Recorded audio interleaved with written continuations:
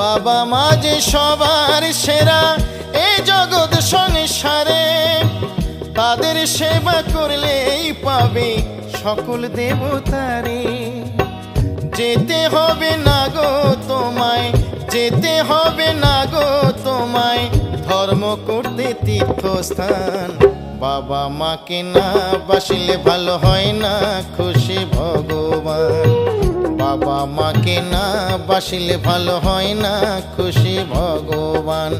যতই যাও না মন্দির মসজিদ, যতই করো গঙ্গা স্নান, বাবা মাকে না বাসিলে ভালো হয় না খুশি ভগবান।